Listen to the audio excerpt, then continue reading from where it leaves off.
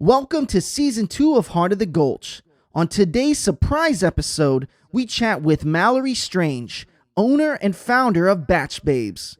We talk about her transition from being an NFL cheerleader, a corporate social media manager, to starting today's leading party planning company for bachelorettes. In our Walk the Line episode, we check out Bach Babes' newest HQ located on Music Row and watch Bach Babes transform an Airbnb from bland to bam. Let's get on to the episode.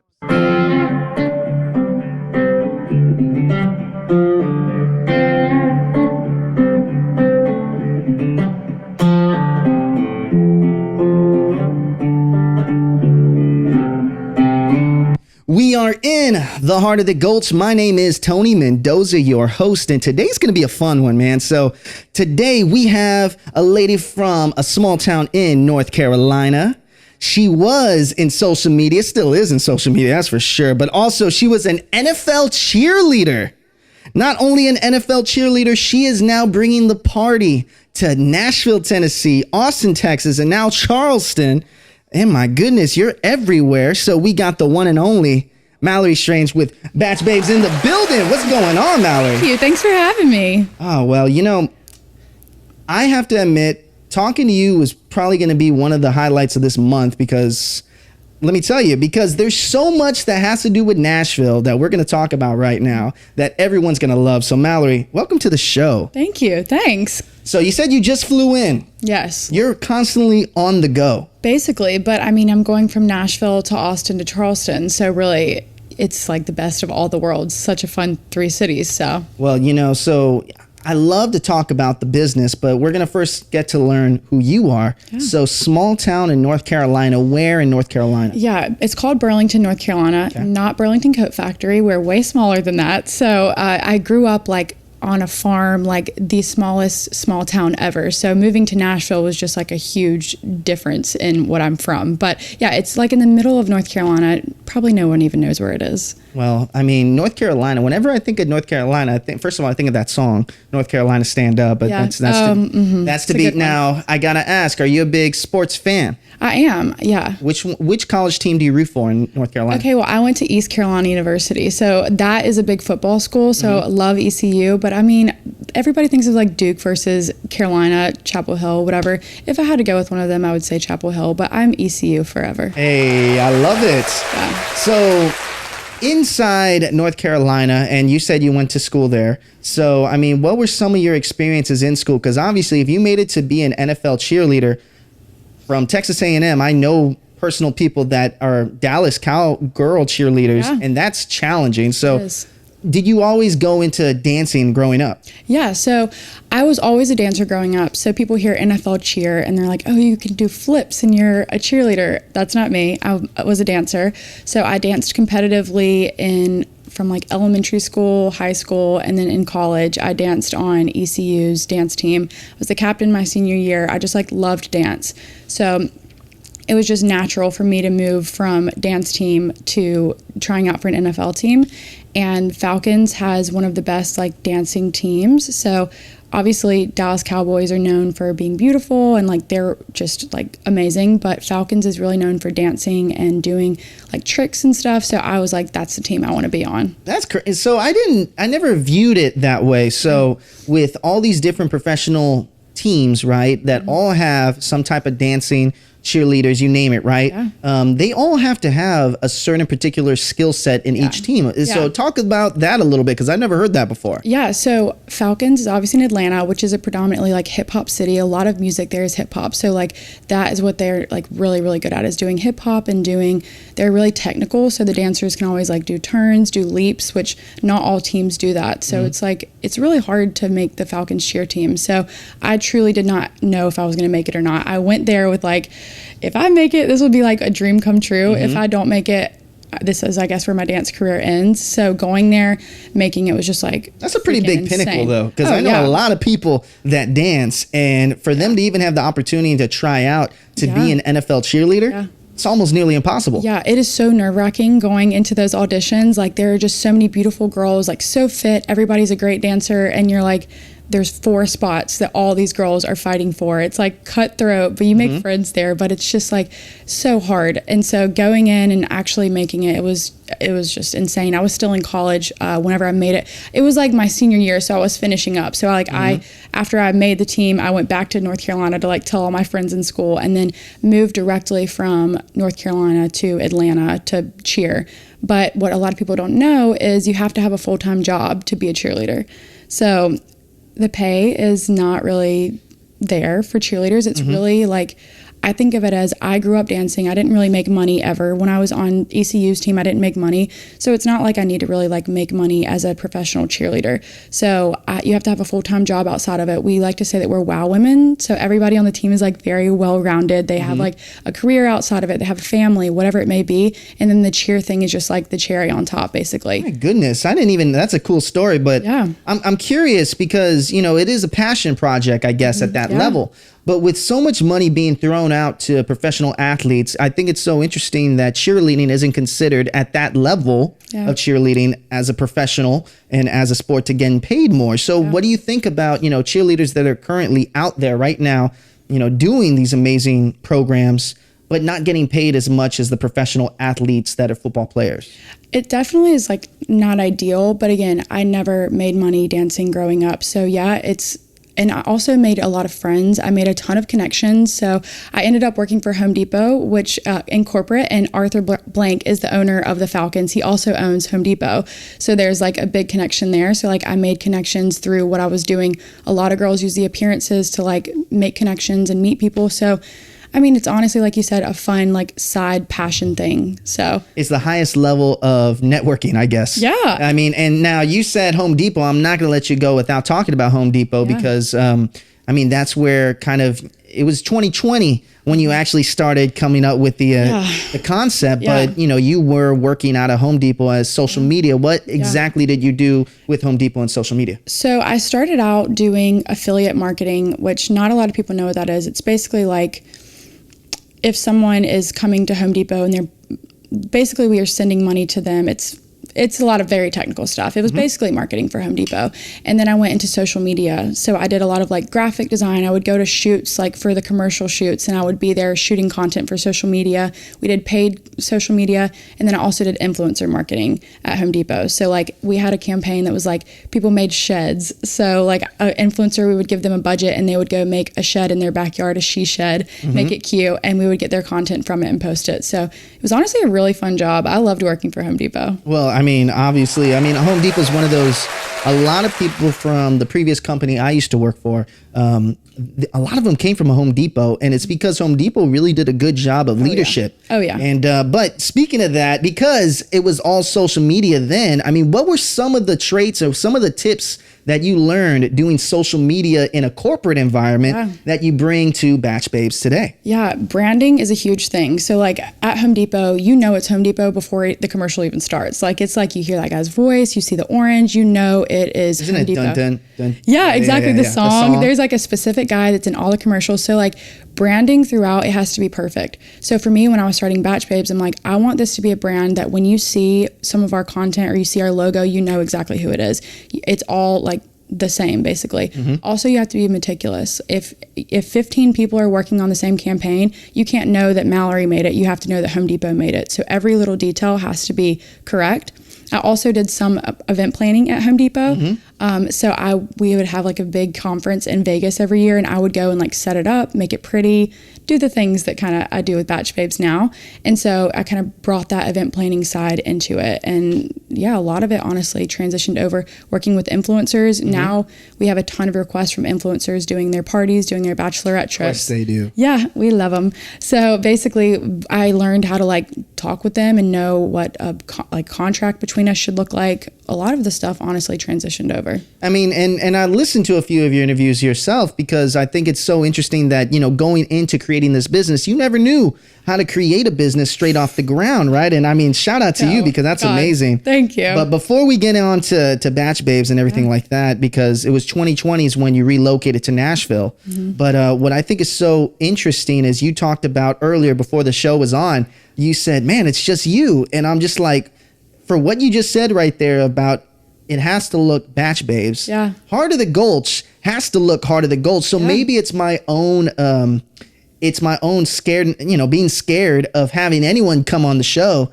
because you just, it cannot look like Mallory did this post for Bach Babes. Bach Babes has to look like its own entity. Yeah, I think y'all are doing a great job with that. But so whenever I started Bach Babes, whenever it kind of blew up, I would post, "We are Bach Babes. We are doing this." It was me and my dog. So we did have a we, but it was just me. And that's just like something that I think most businesses start out, it's just that person, but you have to have that persona of like, we're doing something so much bigger than just me. Even if it's not actually bigger than you just have to feel like it's us. And well, it is we though, because you think about your role today and your job today, right? Yeah. Obviously, it's now considered we. Yeah. But back then, we are putting on the party. The party, there has to be people in a party, right? Yeah. So thus we. Yeah. Now, for sure. but anyways, let's get down to 2020. Yeah. And you coming up with this idea in your head of, hey, maybe my friend's coming here and she wants me to do all these things. Mm-hmm. How did you see a business? So talk about the story. Absolutely. So I just started dating a guy 6 months in. I was a Falcons cheerleader in Atlanta, working for Home Depot, had so many friends. I loved Atlanta so much. And the guy I was dating was like, I have to move this weekend for my job. They told me that I have to move to Nashville. And I'm like, oh my God, do I drop everything I've ever been working towards to like go with this guy and just like hope that it works out? But I was like, yes, I'm like kind of like a YOLO girl, so let's just try it out. So I went into it and I was like, screw it. So I was like, let's move. So it was COVID. Everybody's kind of like, nobody knows what's going on. It's like kind of like willy-nilly, do whatever you want. How early in COVID? I moved probably like July. Okay. So like right when it was starting to change a little bit. Yeah, like things were loosening up for sure, but people were still wearing masks and it was crazy. So we were like, let's go. I mean, I'm working remote from Home Depot. Falcons was barely having a season. You can remember football was like... It was different. Yeah, it was very different. So I was like, if all this thing is changing in my life, let's just drastically change everything and just go for it. I mean, Atlanta to Nashville is not drastic. I Yeah, mean, that's it's drastic to change your life, Yeah. especially when you had so much going on. Yeah. But I mean, let's just talk about Atlanta versus Nashville, because Atlanta, you got the Beltline. For sure. Shout out the Beltline. We love that place. What was your favorite places to go out in Atlanta? I honestly love Pont City Market. So like love going there, but going out, the establishment, I don't know if you've ever heard of it. It's like a local place, but like you can get down. If they play good music, you can dance. Being a dancer, I'm like, I want to go out and just like, I want to sweat by the time I'm leaving. I want to have a blast. No way. You go into dancing, you go into like fun bars and experience like that thinking like, I want to get sweaty and I want to get down to actually dance like that. Like I'm like, I want to have a blast. Like I want people standing around me and be like, dang, she's a good dancer. Like I want to get down. That's my thing. So like if I can go and there's great music, I'm like, oh, I love this. So yeah, going out in Atlanta was a blast, but there was a pretty big transition between Nashville and Atlanta. The people, I just had a really good group of friends in Atlanta from Falcons. So going into Nashville, knowing absolutely no one except my boyfriend who I'd been dating for like 6 months-ish at the time, we're like, screw it. Okay, so we move and we decide to do it. So I come here, I'm working for Home Depot still, work doing Falcons, going back and forth, just kind of chilling. Didn't have friends really, was just like open to anything. And I had a friend reach out and she was like, hey, I'm coming to Nashville for a bachelorette party. Would you be willing to help me set it up? I was like, yeah, sure. I mean, I'm not doing anything else. I'll set it up. Never done that before, but sure. So she mails me all her stuff. If you've ever been on a bachelor parties, don't do it as much, but a bachelorette party, they always have stuff. They always have balloon arches, bags, all the goodies that you generally have to carry in like a carry-on bag. Really? So, like they go all out. Us guys, for the people that are watching this, that are the guys that do the bachelor party, we are usually, just like you were talking about getting down and sweaty with dancing, we get down and sweaty with sports. That's fair. So for the guys' perspective, when we have bachelor parties, well, first of all, we don't talk about it. That's one thing. But another thing is that it's just a lot more sports oriented. Oh, yeah. Right? But Batch, Bachelorettes, we're in the home of one of the Bachelorettes capital. Oh yeah, the Bachelorette capital. It is literally balloons. Yeah. It is hats. Goodie bags. Talking. It's matching t-shirts, goodie bags, hats. Like they have to literally bring a full-on suitcase just for the decorations. So that sucks to do it. And then if you don't know how to make a balloon arch, it can take you 2 to 3 hours to make a balloon arch when you get there. So generally the ritual is the bride has to be hidden away so she doesn't see it. Doing something else. Yeah. So they'll either send her to a bar, or literally have groups put their bride outside on the front doorstep and be like, we'll be out, we'll take us an hour, we'll be right back, whatever. So that was kind of the problem that we were alleviating for my friend who was coming, and she was like, can you just help me set it up? I'm like, yeah, sure. So I go set it up, and she's like, honestly, I looked for a company to help me with this. I would have paid somebody a lot of money, but there wasn't anybody doing it. And I was like, okay. Well, let's talk about that first time putting together a party, okay? Yeah. So you just talked about it, creating an arch of balloons, creating just the atmosphere. Like when you walked into the show today, I bet you didn't know that I searched up what you like a little bit just so it felt that way. Yeah. So when you go into these parties, the first party you ever did, I mean, what were some of the things that you learned from? I was so scared. I was like, I have no clue what I'm doing. I YouTubed how to do a balloon arch. I had never even made one before. I was like, okay, I'm going to make this thing good for my friend. Even though she's not paying me, my personality is above and beyond. I just want to make it look good. Mm-hmm. So I had to figure it out. I had no clue what I was doing. When I look back on those pictures, I'm like, that was so ugly.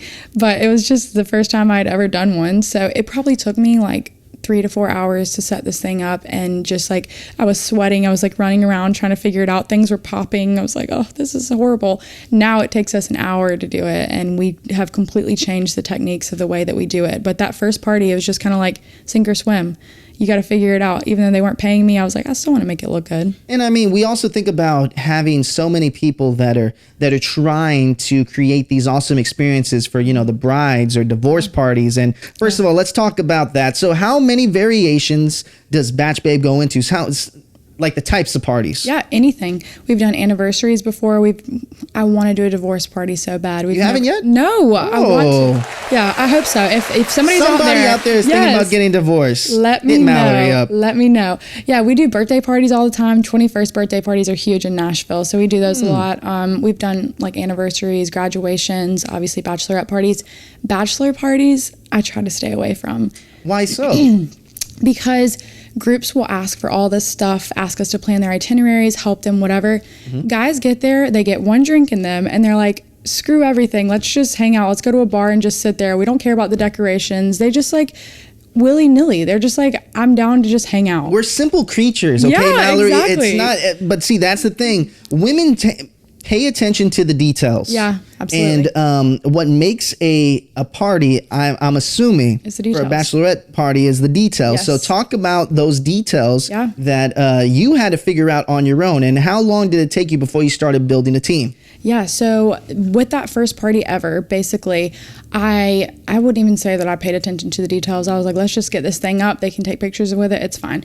So from there, I took a bunch of videos of that party and was like, okay, I think I'm going to try to make a little Instagram page on the side just to see if maybe I could just start this as something. I was like, what should I name it? I went through Nash Bash, what should it be? And so I came up with the name Bach Babes, and I was like, okay, that sounds nice. Thank God I didn't just do Nashville. My name was kind of broad for anything. So I did that, made an Instagram, posted it, and I was like, oh, I'm about to kill it. There's gonna be so many people reach out. Instagram, no one gave a shit. No one even sent in an inquiry. So for an entire month, I had made this Instagram. I'd posted it on my page and posted it to my friends. And I was like, I'm so embarrassed that I even tried that. That I even thought I could make a business. This is so stupid, because no one cared. So my boyfriend was like, which, by the way, I still date the same guy that I moved here for. So yeah, we love him. Good to know. Yeah, I know, right? So he was like, maybe make a TikTok. Maybe just try one more time to push this business. Because I was like, this business is so stupid. Nobody cares about it. I don't know why I tried. So I made a TikTok with those one video, that one party that I had done for my friend, posted the videos of it on TikTok. And I was like, we are Bach Babes. We are a luxury bachelorette party planning company. We do this, this, and this. I'd done one party, and we were me. So I just posted it. I was like, let's see where this goes. And I woke up to 300,000 views on that one video. And I was like, oh my God, I think I did something. I think I might have a business. I didn't mean to do this. Still worked for Home Depot, was still a Falcons cheerleader, was just kind of like, I'm going to try and make this happen. So overnight, I could just scroll through all the inquiries that I'd gotten on our website. I'd never even gotten one inquiry on our website. So I was like, what is Squarespace? What is this email? Went through it and I could just scroll. I mean, we probably had 200 to 300 inquiries. And so that's the point when I was like, I might need to hire someone. I don't even know how much money we're going to make. I don't even know if we're going to make any money. I don't know how much I can pay somebody, but I think I need help. I definitely need help. You found the niche. Yeah. I mean, that's something that is so hard to find nowadays with so many social media outlets. There's so many people creating things that, you found the one little area that was really untapped. Absolutely. Now, and you talked about, the challenges of being kind of an influencer, because I guess before Bach Babes really came into fruition into what is today, I mean, people saw it. You started slowly turning into an influencer in a way, didn't you? Through Bach Babes? Yeah, thankfully. I mean, now we have restaurants that'll reach out and say, hey, can you and your team come in? We'll give you a free meal. We'll give you bottle service, whatever you want, as long as you'll just post about it. Last week, Luke Combs' PR team reached out to us and they were like, we'll give you all 10 free tickets to the show this week if you'll just put a post on your Instagram story. I'm like, you want us to put a post on our Instagram story? How crazy is that now? So now that there's, like I said, so what is your number one social media outlet right now for Bach Babes? TikTok. Yeah. Okay, so what type of person is on, talk about the audiences real quick. So you have TikTok versus Instagram. What's the variance in audience? Well, TikTok can kind of just like go wild. So like we can post one thing. Randomly, one of our videos are blowing up right now and everybody that's commenting is commenting in Spanish. So I'm like, oh, this is going wild in like Latin America or somewhere that doesn't speak English. So like, it's just wild how things can just go crazy on TikTok. Instagram is very specific. Instagram is going to be girls who are coming to Nashville or Charleston, Austin for a bachelorette party. They know what they want. They're ready to move forward. They have it. Where TikTok is kind of more aspirational. Girls who are planning parties elsewhere are looking at us for like ideas for decor, what they're looking for. So I would say TikTok is our number one revenue stream. So we know that the majority of our leads, I mean, quite a big majority of our leads come from TikTok. And then it goes Instagram, Pinterest, Facebook. But yeah, it's pretty wild how TikTok can really generate revenue. Well, not only that, just also getting people involved. I mean, you have now a audience in so many different categories, right? You have TikTok, you have Instagram. I'm sure. How's your Facebook for Bach Babes? I mean, I don't know if anybody has ever even looked at that Facebook Hey man, page. Facebook is, shout out to everyone that's watching this out on Facebook. We love you guys. But anyways, so starting the business, starting to gain some traction through TikTok. Yeah. Okay. So when did you start it? What was the first event that you did for TikTok during TikTok, and as it was growing, what was one where you said, oh my gosh, this is really turning into something now? I mean, after that first TikTok blew up, we had so many people reach out, even for like the following week. They were like, we're coming for a bachelorette party next week. Can you set it up? And I was like, oh, sure. How challenging was it to get set up at such a quick turnaround? I had to Amazon, thank God, Amazon. It was Amazon? Next day delivery. I was like, I can get your stuff and I can make it work. So, I mean, I really took on clients that were coming like the next week when I had done one party before. And I was like, okay. So, I mean, as soon as TikTok blew up, I was kind of like, okay, I think this is a thing. I think I have to do these. I ended up having to tell my boss at Home Depot, I was like, I think I started a business on accident. I promise you it's not going to interfere with this work. I'm not going to quit. I'm definitely going to stay here, but I might need to like have a little bit of flexibility to go start setting some parties up next week. And she was like, that's fine. As long as you do your work, it's okay. And that is what a good corporation does. Oh, yeah. When you have a boss out there, and I know some of y'all that are watching this right now may not have a boss like that, where you can honestly be open and honest and saying XYZ is happening. I may have to have a little bit of leeway here. Yeah. The fact is that Home Depot had that type of boss. Yeah, Home Depot's a great corporation. Yeah, I felt very comfortable to say I really may need a little bit of flexibility, and I'm happy to work any hours that you need me to, but I might need flexibility. And they were like, that's fine. Okay, so then I was just thinking this while you're saying, so Bach Babes, what was the first budgets looking like? Yeah, I definitely want to talk about that. Yeah, talk about it. So being a service-based business, it's kind of like, how do I monetize my time? how can I quantify my 2 hours at this place, and how I don't know what I should be paid. So I was like, okay, $100 sounds good. No, you didn't. Yes, I did. You did $100 for your first like event after TikTok blew up? Yes. Oh my gosh. It was, yeah. So I'm like, so our pricing was $100. I've never talked about this. Let's do it. Yeah. Come on. So our first pricing was $100 for our mini decor package. And then I think it was $300 for our full decor package. And so all these people start booking, like everybody is booking. Yeah, because that's not a lot of money. Yeah, I start thinking, I'm like, okay, we booked 10 people. I'm making $1,000. I can't live on $1,000. Like, what am I doing? So I hadn't even like taken my time into consideration, driving there, anything. All these people start booking, and I'm like, I can't keep up with this. Oh my gosh. Yeah, I was screwed. I was royally screwed. See, you know, I'm not gonna say the company that offered me. So Heart of the Gulch has been blessed to have a few inquiries. Okay. Now the thing is, though, I'm not selling my sponsorship cheap at all. Good. It is actually, it sounds scary to people, the numbers that I'm trying to ask for. As you should. Well, you know what it is? You just talked about it right now. As a businesswoman, you realize a few things now. Number one is your time spent. Oh, yeah. That is probably the most important. Yeah. Then you have materials. Then you have equipment. Then you have employees. Then you have XYZ, right? Mm-hmm. So that $100 adding up. Yeah. Exactly. That $100 that you did just for materials. Mm-hmm. Let's just say you charge $80 per hour just for yourself. Yeah. Okay, let's say it takes 3 hours for you to do that business. Yeah, okay, so that's already majorly in the hole. Exactly. So you're realizing really quickly that $100 wasn't going to get a party done, right, and for you to feel good about it. Yeah, and this comes from, I was a communications major. I grew up in a very, I would say, middle class to lower class household. Like, money was just like not something that we like threw around. I've never been around business people. I just kind of like pulled it out of my ass, actually. So from you didn't. You're killing it right now. Well, thank you. Well, thank you. But it just kind of, it wasn't something that came naturally to me. So when I did the prices and had to just come up with prices, I was like, $100, that sounds nice. So there was no like basing on it, honestly. So people start booking, and I'm like doing the math. I'm like, if I have to quit my corporate job, I know how much I'm making. This isn't going to work out. Benefits. Yeah, benefits. That's the scariest part about going into entrepreneurship. Oh, absolutely. So I'm like, okay, I'm going to need to raise my prices for sure. Okay. So I start looking around, and like I said, there wasn't really anybody doing something like this. So you're saying you set the market? Basically. Yeah, I didn't mean to. And I guess I did that, but I didn't mean to.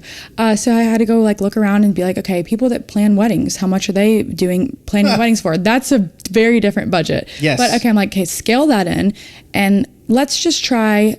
I think my mini decor package then went to $500. It was $100. It went to $500, and our large decor package went to $700. So I was like so scared to send these prices out to people. I was like, oh my gosh, people are going to turn us away. We're never going to book another party. And it didn't happen, did it? It actually kept buying. Yeah, yep, that's right. Yeah, people kept booking. So I'm like, okay, all right, cool. So then I'm like, well, people just keep booking. And I know now that I'm adding employees, I'm adding like benefits for my employees. I need to make more. So then I upped my prices just a little bit more to where I felt confident with them, which is where they are now. And since then, it's probably been 1.5 years and we've never changed our prices, because I'm like, I feel confident. I don't want to be the most expensive place, and I don't want to be the cheapest place that you can buy decor. We now have competitors in the market, but I want to be the middle person, because like I said, I grew up from not having a lot of money. So I want people like me before to be able to afford using Bach Babes. And that's a great thing. I was going to play applause there, but I've been playing it too much, and I know that people have been telling me that. So one thing that I'm very curious about, okay, is when it comes down to these people that are reaching out now you're not getting, Tony Mendoza that wants to have a party for $100, right? Yeah. What has been one of the coolest contracts Bach Babes has ever done? Like the not numbers, and don't, so just say the person who was able to say, Bach Babes, we're going with you. We've had a lot of like really cool influencers reach out. We've worked with like a lot of the Bachelor franchise, like the people on TV. I like love watching that. So they reach out to us a lot. We had like America's Got Talent, I think, reach out to us. Yeah, that's cool. Random, like Luke Combs reaching out last week. That was wild. But so one thing that we did early on that I didn't even mean to do was we kind of put ourselves on the market as what to do in Nashville. So it wasn't even just like we're planning bachelorette parties. It was like, if you're coming to Nashville, then look at our Instagram or look at our TikTok of fun things to do. So then we created this like ecosystem with local businesses to kind of send these groups that are already coming to Nashville their way. So we created partnerships where they would offer our groups a discount, or they would give the bride a free drink at a restaurant, and we would tell the groups about them. So it kind of like worked out for everybody. So we positioned ourselves as, we are the person to look towards if you're coming here to Nashville. So yeah, we basically just created I still get surprised when like the owner of Hampton Social texts me and is like, hey Mallory, like would love your input on something. I'm like, my input for what? When you moved to Nashville, Tennessee, were you prepared to see so many bachelorette parties, first of all? No, I was not. I actually lived like right on Broadway. So my apartment looked over at like Broadway, and I would hear Shania Twain playing from the party buses at 2 a.m. and girls screaming, and I would see all the things that you see that come with it, but I could literally look out my door and see them. So I was like, I have to work with all these people. And you know what's even crazier is that Nashville, and this is what I learned moving here from San Antonio, is that there's an infrastructure all based around party and atmosphere. Yeah. It's not like Las Vegas. Las Vegas is more of a like go to these locations and that's where the party's at. Nashville, it's embedded into the system now. Yeah. So when you touch down in Nashville, you're going to see Extreme Party Bus. We'll see you on season 3, baby. And Pontoon Saloon, we'll see you on season 3, baby. Yeah. And all these amazing people that create Nashville's atmosphere. Yeah. Isn't it so interesting that you created now an atmosphere, its own lane? So talk about those sponsorships and getting to meet people like Lacey and the Pontoon Saloon and all these different people. So my first ever partnership, so I thought about, I'll go all the way back. Do it. I used to be on a baseball team. I was the only girl in an all boys league on a baseball team growing up. And we had to sell these little discount cards as like our like fundraiser. And they had like all the businesses in Burlington where I'm from. And you sell the cards and people would get like a free drink at Arby's basically. Like little things, yeah. Yeah. And so I was thinking about it. I'm like, what if that was a thing in Nashville, that when you got here, you basically got this little discount card like I did when I was on that baseball team, and you could get discounts going around the city for that. So I'm like, well, I'll just try to reach out to some businesses and see if they care or if they would want to kind of work together on this. So as you said, Extreme Party Bus, love them so much. If they're watching, they were my first supporters. So I'm very grateful for them. They were my first call. So I had them, they were like, yeah, we'll listen, hear you out. Got on the phone with them. Tiffany from Extreme Party Bus was like, after we had the call, she was like, I would love to partner with you. I'm like, okay, all right. She's the leading edge, man. She's smart. She was. She's so smart. I was so shocked that they wanted to even talk to me. I had like 100 followers on Instagram on Bach Babes. I was like, I'm not anything right now. So they believed in me. And to this day, they actually put my logo on the back of one of their buses because we ended up like sending them so much business and it worked out for them. But they really believed in me before anybody did or before we were really anything. So I'm like eternally grateful to them. Hey, we're the same way. Shout out to Sean Porter and Daddy's Dogs, baby. Yeah, it helps. So starting from there, I was like, maybe other businesses would be interested. So I started reaching out to restaurants, bars, hotels, and now we have almost 100 partnerships with these places in town. And so we send groups there. They get discounts from these restaurants or whatever it may be. They get exclusive, like it basically is like something that is exclusive to them working with Bach Babes. So it's a little perk for working with us is that you get these discounts all over town. So I've just been so grateful to work with these huge businesses. Like even God, like Marriott has reached out to us to work together in Nashville. It's like these places that I'm like, you want to work with me? You want to work with Bach Babes? This little thing that we made, and now you want to work with us. So it's been awesome. Well, it's not a little thing anymore. It's not. So, Mallory, like we're going to talk about the expansion, right? Yeah. Because that happened. But I'm so intrigued about Nashville because what you were able to do is you're able to partner, you're able to position yourself with other business owners. Yeah. And what were those contracts like in the beginning? I mean, because you had to develop literally everything. You don't have to give me the details about contracts, but how was it to actually formulate contracts, develop an LLC, and do all these things that people may be interested in doing themselves? Yeah. The contracts, our partnerships were just like, we'll help you out. If you scratch our back, we'll scratch your back. Nothing needed to like write down. Like, we're going to send you as much. I never have asked for $1 back from a single partnership that we got. So all the places that we've partnered with were solely to send our groups to places that we liked.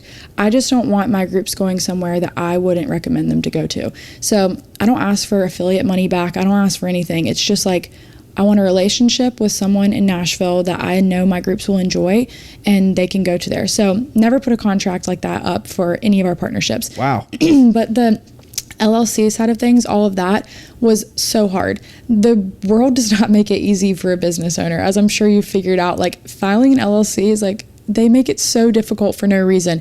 Even just starting a business, like, do I need to make a bank account? Do I need a credit card? Like, what do I need? Knowing that I didn't come from a business background, it was very difficult to navigate, but Google was my best friend, figured it out. Did you ever have a club in college?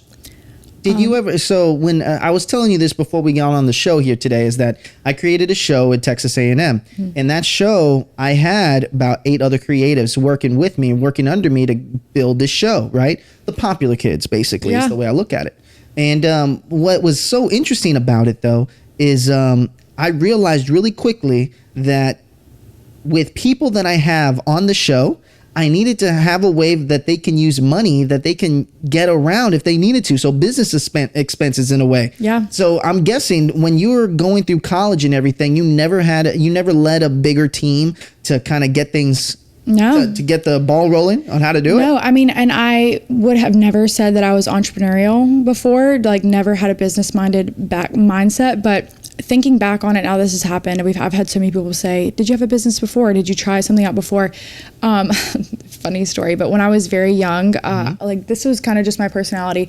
I made my parents pay to come into my room to watch me dance. So it would be like a show and they would have to pay me to come in. I would have entrees from our fridge. Like I would literally just like put a cheese board together for their like little appetizers. And I'd be like, yeah, you have to pay me. And they're like, no, we're not paying you. I'm like, well, then you're not getting in. So like I would make like a business basically. In college, I started making t-shirts. I would just like stay up all night making t-shirts to sell them. And I would just have like a little Excel spreadsheet. People would Venmo me. I would ship it all across the country, wherever it was. It was like college t-shirts, whatever. So I made those and I didn't realize that that was like an entrepreneur. Preparing you. Yeah. So, but I can't take the credit for everything now. My team that I've built, which I'd love to talk on. Let's do it. My team is incredible. I truly could not do it without them. Like I obviously moved to Austin and then I moved to Charleston and they've continued doing 20 to 30 parties a week in Nashville. So the first girl I hired, Julia, if you're watching, love you. Well, she better be watching if you're her boss. Yeah, you're right. She was the first girl who, when I was drowning, everything had exploded on TikTok. I was like, I need to bring somebody on. I need help. So I posted in this Nashville Facebook group and I was like, anybody want an internship? I can't pay you. I can't really provide you with anything other than some experience. I can't even tell you what this is about to be, but this just blew up and I'm planning bachelorette parties. Might someone want to help? Mm-hmm. She reached out and she was like, me, I just graduated college. It's COVID. I am a nanny right now because I don't have anything else going on.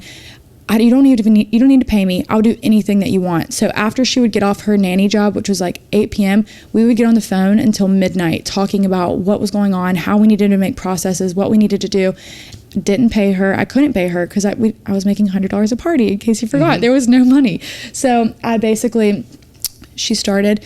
Fast forward now to 2 years, Julia manages our team of 15 girls in Nashville. She makes a salary. We have like all the things, benefits, all that stuff. So it was really beneficial for her to come on. But to start, she was just an intern. She was helping you out. Yeah, God, helping me out is like understatement of the year. She was like my saving grace. So after that, we brought her on. We started hiring a few more people. We hired a few interns who were unpaid, got to a point where we could start paying each person per party. And so I knew like, yeah, that if we're going to make X amount of money per party, I know I can pay my decorators X amount. So brought them on, started having so many parties. Like I said, 30 parties a week. We have a lot of parties at the same time. Tomorrow I have 20 parties tomorrow. So it's like, we have a lot going on. We have a lot of decorators. So my team has just like grown immensely. And mm-hmm. I've hired all girls from Nashville. We're all females and everybody lives in Nashville, whether they came here, like moved here from somewhere else or not. we have created this like bond. Like they all like love to go out, try out our partners. Like on Friday, we're going to Church and Union, having dinner there. Love Church and Union. Shout out to Church. Yeah. I'll get y'all on the show. I will. Yeah, as you should. We're going there, doing like dinner there, having like bottle service with them. They're treating us to it. But my girls like go out and enjoy like working for Bach Babes, not just like the fun party side of it. They also get to do like getting to know other girls their age in Nashville. Oh, not only, how cool is it to, from the story in the beginning of moving to Nashville, that you didn't know anyone, right? Yeah. And now you look at yourself 3 years later, Yeah. and you know these businesses, these owners in Nashville. It's not the same thing as making friends, isn't it? Yeah. There's like a line that you have to draw. Yeah. And so, okay, so we're going to talk about the expansion now. So going into Austin, and first of all, for the people that are watching this that are just interested in coming to Nashville to visit, Yeah. what are the top 5 places in your head that you should always go to see in Nashville? Oof, great question. Margot Cafe, no question. Have you ever been there? Haven't been to Margot. You have to go. It's Okay. the best restaurant. I'm going tomorrow with my mom. It's so good. Margot Cafe, #1 restaurant. If you're going for a bachelorette party, I would say Extreme Party Bus is a must to go on there. It is so much fun. Let's see. Adele's, amazing. Got to get the gnocchi. Virgin Rooftop, I take everybody up there. It's such a great place to go from the rooftop to like look out and kind of get your bearings. And then Broadway, you can't miss that. You can't miss Broadway. Yeah, Absolutely exactly. not. Okay, so Austin, what made you think about Austin? Why Austin of all cities? So we would always have people reaching out saying, I live in California. Can I start Bach Babes in California? I live in Austin. Can I start it here? We get those DMs, messages once a day minimum, and it gave me like this anxiety that I'm like, okay, people are going to start making this business in other places if I don't go do it. I loved Nashville so much, and I felt like this city had provided me so many opportunities that I was like, I don't want to leave here. And I've made this team. We made an office on Music Row that we have now. I was just like, I don't want to leave, but I just felt like I was missing out on opportunities if I didn't go somewhere else. So it was like truly heartbreaking to leave Nashville, but I was like, I have to do it. Whether I come back here eventually and live here one day, I have to go. So we literally put a poll on our Instagram. We were like, where would you say your favorite bachelorette destination is? And the one was where I was going to move. So Austin won. So in like a month later, we were going to Austin. Off a poll? An Instagram poll. Was that a TikTok poll or an Instagram It was poll? Instagram. It was an Instagram poll? It was on our story. Yeah. Holy smokes. And that Yeah. made you kind of pivot into Austin? Yeah. We had certainly heard that a lot of groups were going there. We heard a lot of people say, hey, I'm going to Austin for a bachelorette party. Could I hire you there? And we're like, we're not there yet. We're not there. So we had gotten that a lot. We'd also gotten Charleston a lot. So it was between Charleston and Austin of where I should go. So that Instagram poll chose Austin. So that's where we ended up. Oh my goodness. Talk about spontaneous. I know. I mean, have you been to Austin before, prior to this? Once with a friend, and I was like, screw it. My boyfriend was like, I'll go with you. We'll figure it out. You moved for me that time. I'll move for you. Let's just do it. Hey, Yeah. that's a good partnership right there. Yeah, exactly. Now, Austin, I mean, talk about the city. I mean, like I said, I'm from San Antonio. Austin was my backyard back in the day. Right, yeah. Now, it has changed tenfold. I don't even know what Absolutely. Austin is like anymore. God, yeah, it's a fun city. It is very similar to Nashville. You got the honky tonk vibes, like very southern city still. Nashville always has my heart, and I'm very biased. I love Nashville so much, but Austin is like a very close second. It's you still have the going out scene. You have Rainy, you have 6th Street. You can still go out there. They have very, very good food, which is similar to Nashville. Austin's really fun. The thing that's different about Austin from Nashville is it's very outdoorsy. So you can walk around the lake, you can walk around the river, you can get a boat to the lakes that are there, which is kind of like bigger than the lakes in Nashville. Zilker Park, baby. Yeah, Zilker. Yeah, you can go do like yoga out on Zilker. Everybody's outdoorsy there. So if you're Yes. going to a bachelorette party, you're going to do something outside. Where Nashville, you could easily go to Broadway every day. How's it been establishing those relationships in Austin versus Nashville? Because I'm sure we talked about it. Well, we're talking about it now that in Austin, it is such a community, a business community, that no one is really butting heads. Yeah. It's really you help me, I help you. We feel that here in the heart of the Gulch. Absolutely, yeah. In Nashville, it was easier for me to make partnerships here. So Nashville is very much centered around tourism. Nashville everybody knows the money here is coming from tourists. Where in the last 5 years, there was this huge boom where everybody you knew was moving to Austin. Everybody. So all the restaurants are just overpacked with people. Every Friday night, you're going to have a wait no matter where you go. So when I would go to business owners and say, hey, I'll bring you a big group of bachelorette parties, they're like, we don't really need that. Like, it was kind of harder to break into the Austin market because Austin is like at its population, like at its max capacity right now. Yeah, thank you. At its capacity right now, where Nashville is still like, we love tourism, bring it on, bring as many groups as you can. So breaking into the Austin market We're was building a lot harder. up tourism. So everything in the Gulch right now is building upwards. Yeah. In Austin, it's not a big enough, the infrastructure for building there is really starting to become tapped out. Yeah. And it's because Austin wasn't made for what it is today. Right, exactly. So we had a harder time breaking into the market there. We've now been in Austin about a year and maybe 6 months, and we're finally getting to a point where people are like, oh, Bach Babes, I know what that is. We're happy to work with you because we've seen your stuff before. But at first it was very difficult to tap into. Now we are getting to that point where I'm very happy with where Austin is, but it was not like Nashville where it just was like kind of an overnight thing that I figured out. It's been a little bit harder to break into. How have you, now speaking of, this is more going on the social media side of it. I mean, how do you feel sometimes knowing that TikTok isn't always going to be, and TikTok has those situations, right? Yeah. Where they could not be within a year from now. Yeah. So how does that affect your business? How are you guys pivoting to where, TikTok is no longer really affecting the business? So actually, I don't know if you do TikTok very often, but the algorithm has changed where it is so hard to get those 300,000 view videos. It grew. Yeah, so many people are on there now that it's just like, so Instagram Reels is where it's at now. Instagram is pushing out video a lot more than it did in the past. So Reels can now take you we just randomly got one that hit 500,000 views, and then we're like, well, how did that happen? So moving over to Instagram. But if Instagram and TikTok weren't a thing, word of mouth is really becoming huge for us. We've now completed 1,400 parties in the last 2 years that we've been in business. So 1,400 parties. You guys finished 1,400 parties? Yeah. Pretty wild.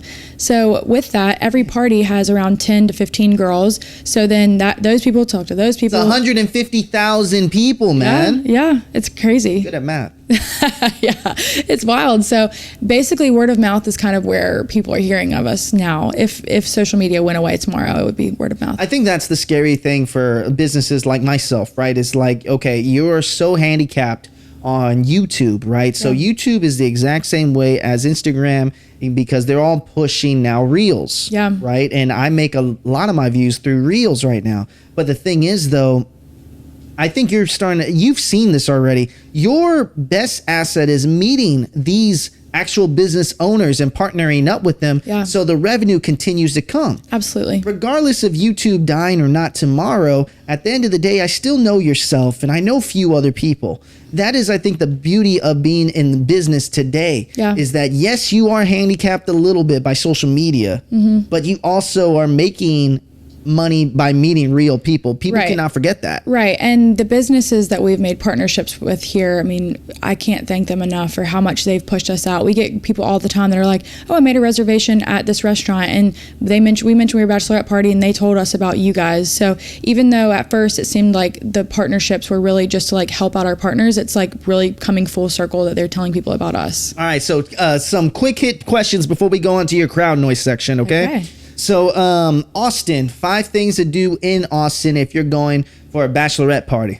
Okay, going on the river, so doing like some yoga stuff right by the river is beautiful.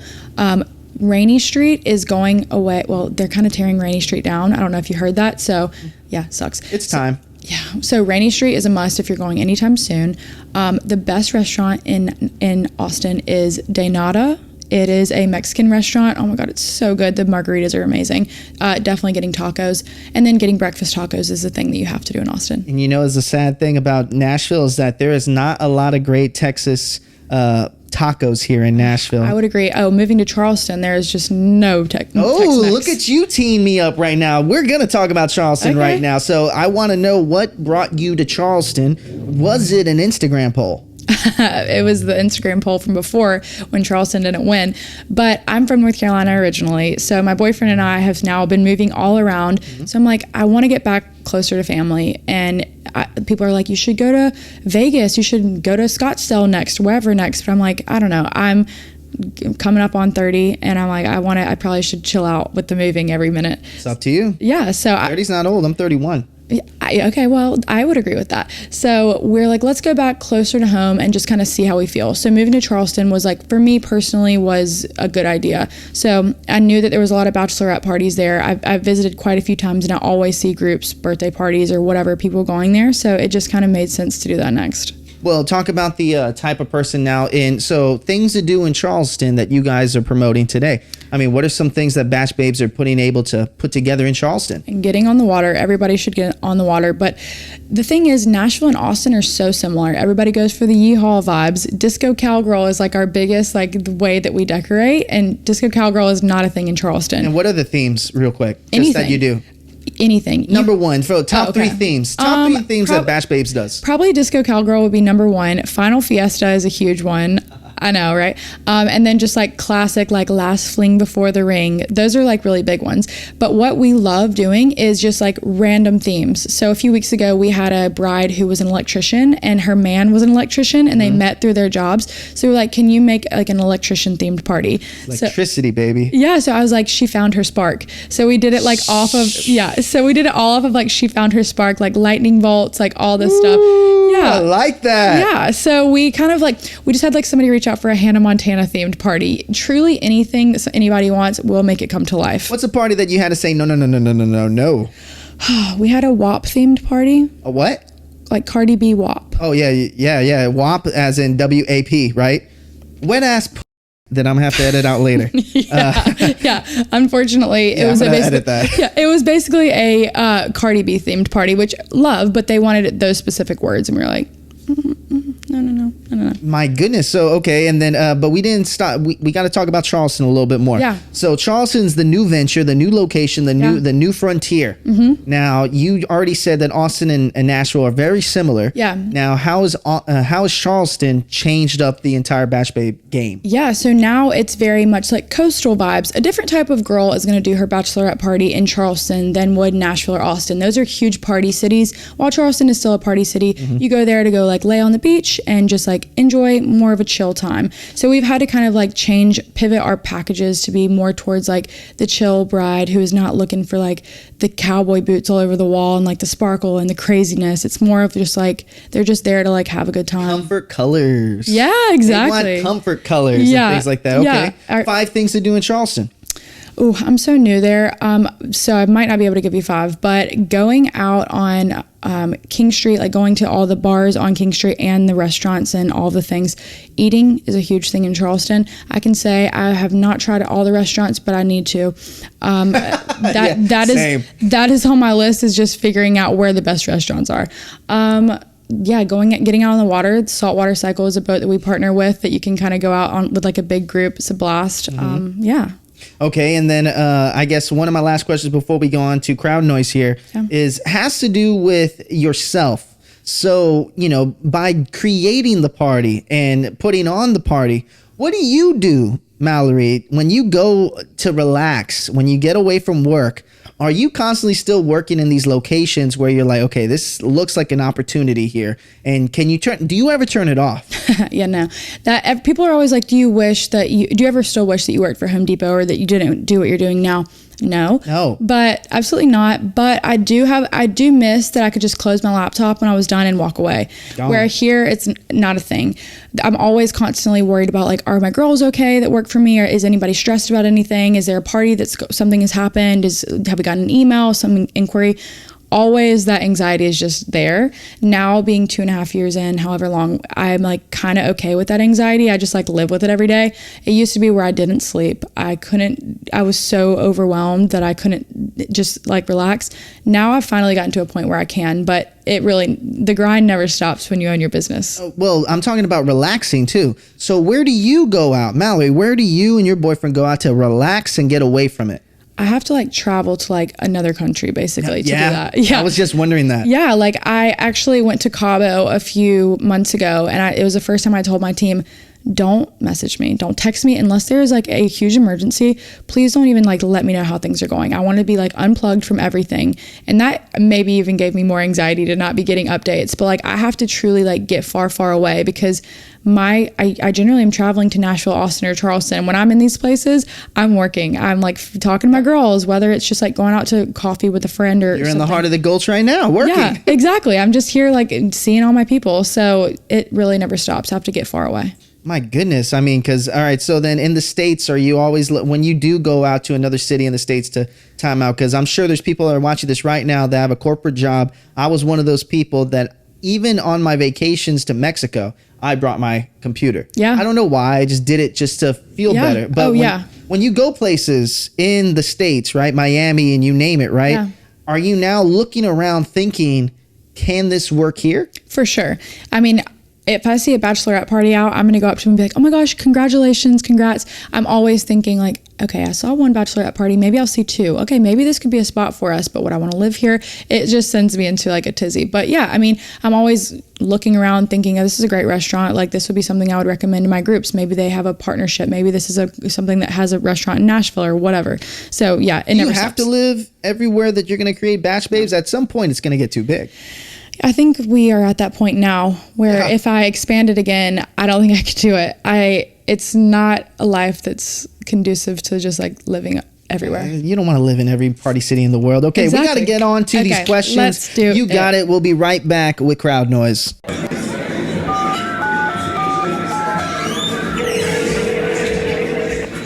Mallory, what are some untapped markets that Bach Babes sees potential in?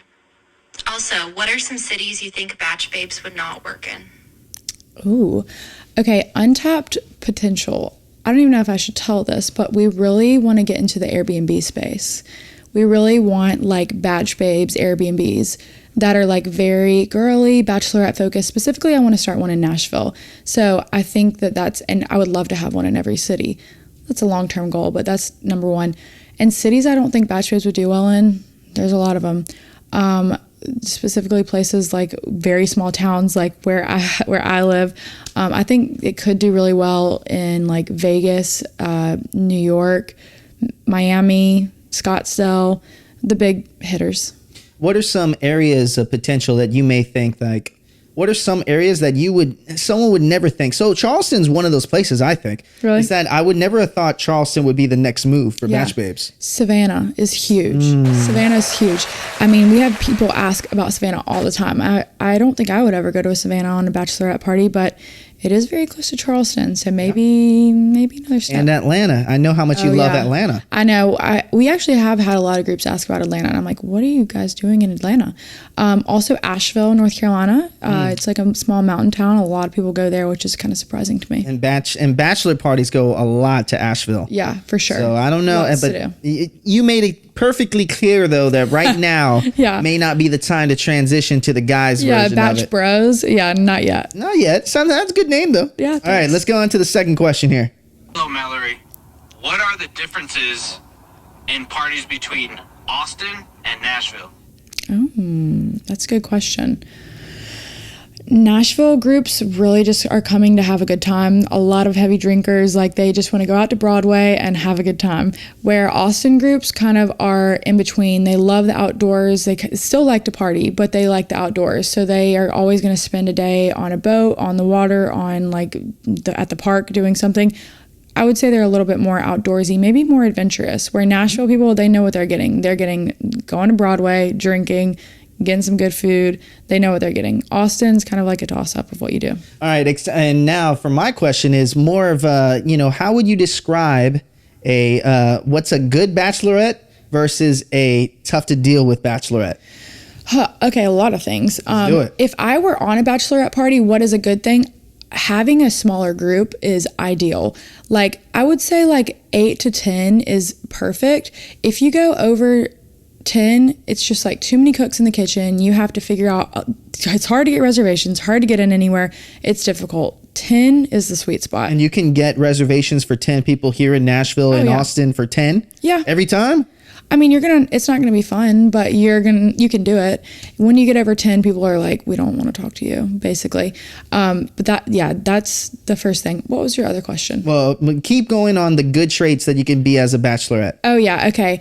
The bad thing is, which I'm not saying this for my groups, but generally the people who are going to have something bad, they're going to be more difficult, are going to be the groups that are not willing to spend a lot of money. So we find that like anybody who asks for a discount or something are the ones that are more difficult to work with, where groups with like a larger budget are just used to like being pampered in a good way. They're used to having services like this done for them. So that bad bachelorette is just girls come in with a bad attitude. The maid of honor needs to come in and say, we're here to party. We're here to make this bride's weekend perfect for her.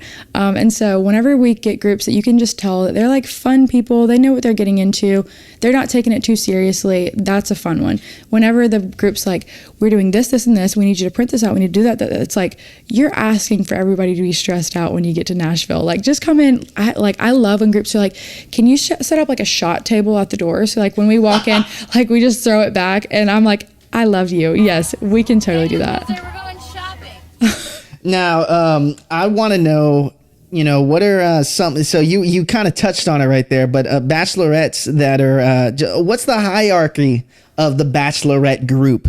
Is it go to the best friend, or is there, because there's got to be delegation in a 10. Yeah. Okay. Talk about the 10 group delegation. Yeah. This was not something that I recognized about bachelorette parties before going into it. It's like this really weird unspoken thing where the maid of honor has to plan it for the bride, but there's so much pressure because you might not know the bride's friends from high school or her friends from college being the maid of honor, but you have to plan the perfect weekend for them, whether you know them or not. So like going into it, you're like, okay, Megan from high school, do you like Nashville? Are you cool with this? We've never met. All we've done is text. So it's like a very difficult situation for the maid of honor to plan everything. It's so much pressure on her because the group is like, if you fuck up, we're going to, I'm just kidding. They don't say that, but basically. And then the bride's like, I've thought about this my whole life. Like, I want you to make this perfect for me. The maid of honor's like, no pressure. Like, that sounds horrible. So that's kind of like where we come in to alleviate the pressure, is like, we're there to make it easier for them so that the maid of honor doesn't feel that pressure. She can be like, Bach Babes told me that these are the best restaurants. This is the best thing to do. They're going to make it perfect when we walk in. Our services really make it where when you walk in, a lot of the stress of getting there is like just relieved. You're just like, wow, it's perfect. There's a shot ready for me at the door. Let's take it and let's have a good time. Because it started with an itinerary back in the day, right? Yeah. So your itinerary for your friend coming into town, that's where and that's what everyone gets asked here in Nashville, and probably Austin now too. Yeah. It's what should I do in Nashville? Right. So I mean, going from that itinerary to now starting so many itineraries, does it ever just become a rotating door kind of a thing? Somewhat. Every group is different. I always go into it the brides. So what do you like to do? Like, where are you from? I kind of get a like idea of what they like and then make their itineraries from there. I try to we make all of our packages customized to every single group, knowing like what the bride's name is, what they're interested in, what the group is like, and try to truly make it custom for everybody. Well, talking about custom, we got a third question here. Let's see what this one is. Let's do it. Mallory, as a professional, I've got to ask, what are your thoughts on wiener decor? I love this question. Okay, so wiener decor is a thing that is very popular. I mean, there's not a lot of places to buy them, but we know where it sells them. We go to Spencer's in the mall and they have everything you could need. For me, I personally would not have it at a party that I'm at, and we don't put them at parties unless they specifically ask for it. Let me tell you, we have groups that are like, amp up the penis, please. And I'm like, oh, great. Okay, one of those. So we have to like go to Spencer's and buy like all the stuff for them. But I mean, we've had groups that literally are just like, I want the theme to be like wiener. And we're like, perfect. Can't wait for this one. My gosh. So you're saying that there's kind of like there's a knob that people can kind of amp up the wiener? Yeah, exactly. And that's a thing. Oh yeah. I mean, some groups take it a little too far. I will, for me personally, I don't like that. I think classier the better. But I mean, girls are like, this is a one-time weekend that you don't really do this any other time. Like, it's wild. What's a classy versus a stretch the envelope bachelorette party? I mean, we have like very classy where they're like, we want silver or pink and just like last fling before the ring. Very classy, very elegant. Do they got cowboy hats as well? No, they're classy. That, Okay, I'm yeah, sorry. They're like, that ain't it for me. Okay, like, talk about it. Classy. We want like sparkle decor, like little gift bags with like sunglasses in them. That's like the very classy. They want like a photo shoot for the day. They go to 12 South and have a photo shoot. Then you have your groups that are like, we're coming for the country. We want the cowboy hats. More intermediate, okay. Yeah, we want disco cowgirl. We're having a good time.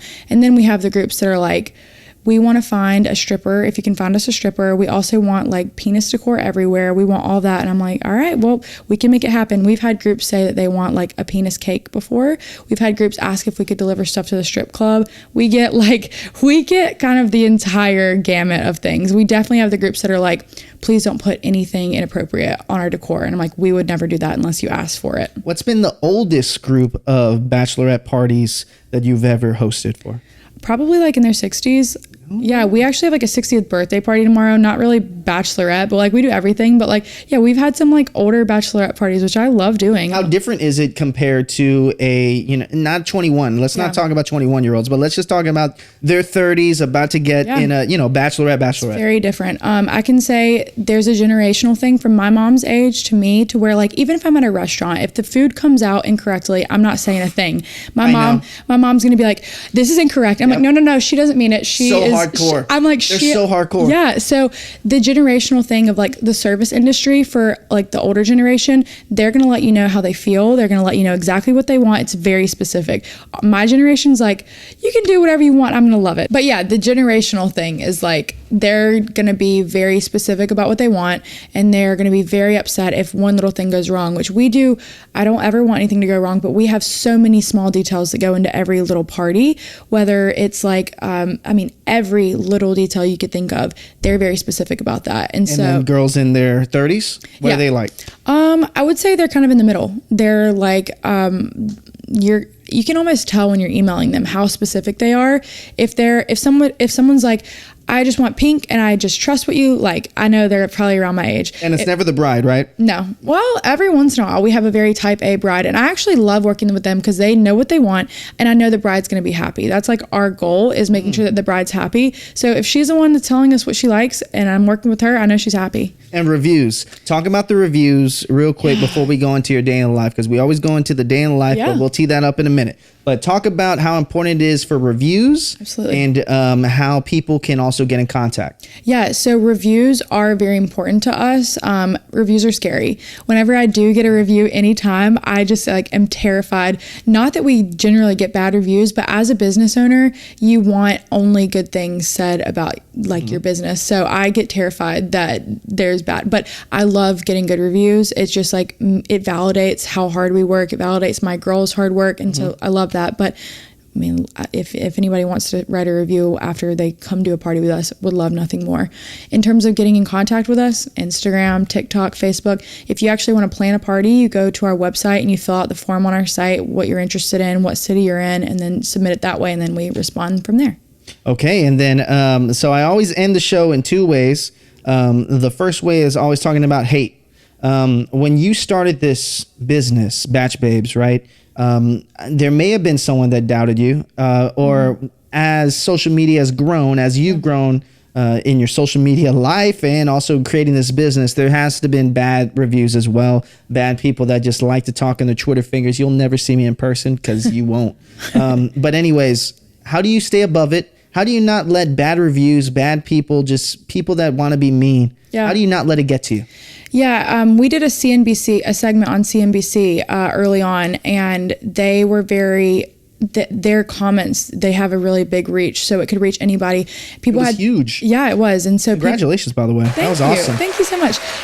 But people would comment and say, like, I could tell that like t-shirt was like not moved correctly, or like that looks ugly, or like just mean stuff. And I would read all that and I would be like, I didn't think it looks ugly. That really sucks that people felt that way. Then I just think trolls. There's trolls on everything. No matter what you post, there's going to be trolls. And you just say, shut up. I have 30 parties a week who clearly like what I'm doing. There's no reason to read the negative hate that everybody gets and fall into that trap, because I know that what I'm doing is working. What are some of the things you're looking forward to for the rest of 2023? So busy season is a thing in Nashville. So yeah, so we're just now getting into busy season where we have the 30 parties a week in each location. So I'm actually really excited about busy season getting into it. So from about mid-April to August-ish is when it's freaking crazy. So groups are coming and they're booking. So I'm really excited to every weekend. Yeah, it really is. So getting into that, we just launched Charleston. So getting my footing in Charleston. Yeah, thank you. Getting my footing in Charleston, getting our first party. We actually have our first party next week in Charleston, which I'm really excited about. It's amazing. Congratulations. Thank you. I'm excited. So really amping up there, making that work. And then I obviously just left my team in Austin where I moved from Austin to Charleston. So watching my Austin team flourish and do things on their own without I feel like I'm the mama bear that's been all right, you guys got this. You're literally leaving the nest every time. Yeah, That's exactly. a little crazy though. It's nerve-wracking. It's very nerve-wracking to think, but I feel very confident in the people that I hire, and I know that they can handle it, and the training that they've gone through, I know they can handle it. So watching them flourish, that's one of my favorite parts, is just watching my girls do a great job and seeing them kind of flourish. And the team, how big do you see the team getting by the end of 2023? Do you see the team expanding more? For sure. For people that are interested today that may be interested in joining Bach Babes in some type of capacity, especially here in Nashville, what's the best ways to do it? We have so many people that reach out daily about working for us, and they're basically standing out is kind of difficult through the noise of all the resumes that we get. No way. Yeah, it's wild. That's sick. I would have never expected so many people to send in their resumes, but we ask that people send portfolios. So they put together pictures of setups that they've done in the past, just show me that they're creative. So if anybody's listening and they're interested in working for us, going above and beyond on creativity, it's obviously in a different medium of creating a portfolio, but if I can see your creativity and know that you would be willing to go above and beyond on that, I know you're going to go above and beyond on a party for us. So that's how people can kind of work for us. Okay, so this is my favorite part of the show. This is called the Walk the Line segment. This is where I go behind the scenes to see you guys kick ass and to show us what Bach Babes is really all about. Perfect. But the way that I set it up is you look straight into that camera right there. You say your name, your organization, and then say, this is how I walk the line. And then we're going to transition to your day in the life. You ready to do it? Let's do it. All right. So right after the applause, look straight into that camera. So in 3. I'm Mallory Strange. I'm with Bach Babes, and this is how I walk the line. Hello, and welcome to the Bach Babes headquarters. Come on in.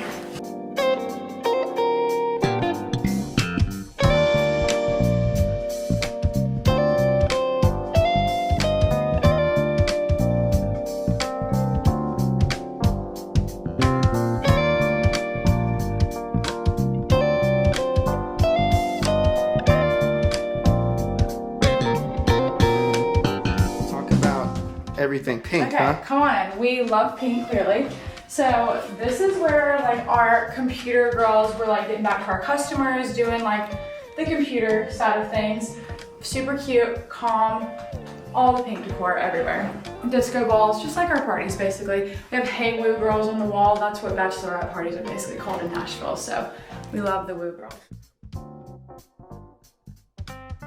So KJ's I call her our craft queen. So whatever a party looks like, KJ made it look that way. She does buying the balloons, picking out the signs, hanging signs, making all of it look nice. So she's our craft queen. Yes. This is my room. Everybody's I don't like when people go in here and start touching my stuff. She's this is my room. So what the heck am I seeing in here? What is all this stuff here? KJ? It's just mainly inventory. Everything's labeled by different types of balloons, themes, So we have all of our balloons in here. We literally have everything labeled to what color balloon everything is. Darker pink. We have confetti, ribbons, all the stuff we were just talking about is in our utility kits. Those are in here. We have all the dangles, or what we call them. These are our crickets, which we use to basically make custom everything. So all the stuff we were saying that we make, these are our best employees for that. Yes, they are. And then all the rest of it is just kind of random decor everywhere. We have all our bag stuff, everything that goes in all of our batch bags. our what are these things? Sashes that we make. You make these? I mean, we design them and we have a place that makes them. So like you can't buy these anywhere else. These are like specific to Bach Babes. We make like these neon signs. They don't look like neon signs down here, but these are neon signs. We make those. We design them. We have a guy who makes them for us. So these are all like specific to Bach Babes. All of these things we make, we like set out at mimosa bars. It can be like for any theme. You make them. I had no idea what I was walking into. I know, I told you it was cool.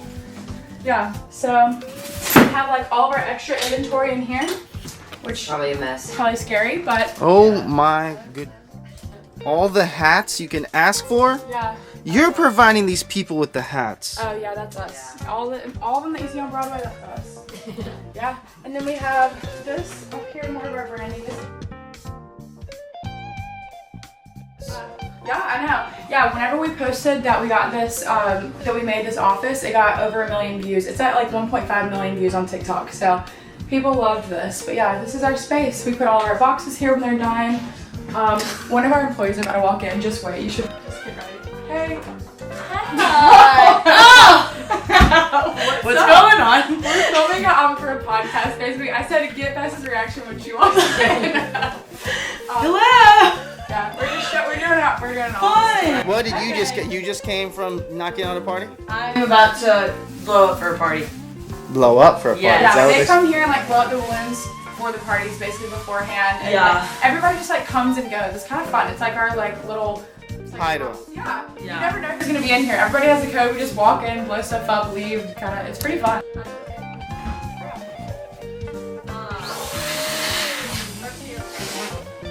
On like Thursdays and Fridays. So that's when they like see each other. Otherwise, I'm so amazed that you're able to make this into a thing in less than a minute. yeah, basically. Alright. This is gonna be intense. So all the people in this office just know this is like the daily.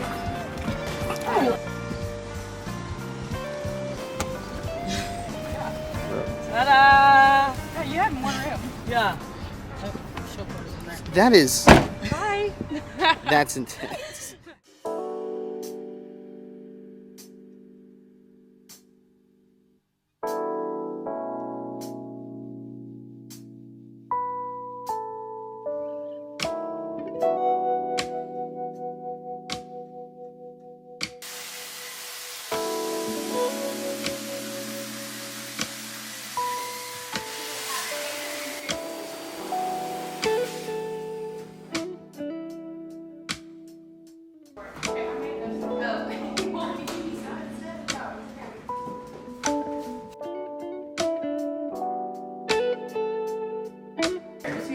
Like it says like smooth like Tennessee whiskey. It's a very early Airbnb.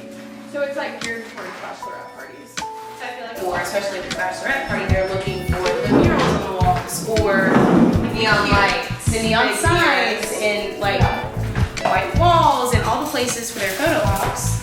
And a lot of Airbnbs play into that for sure. And then you got some that are more family oriented. yeah, the budgets are usually higher, nicer things.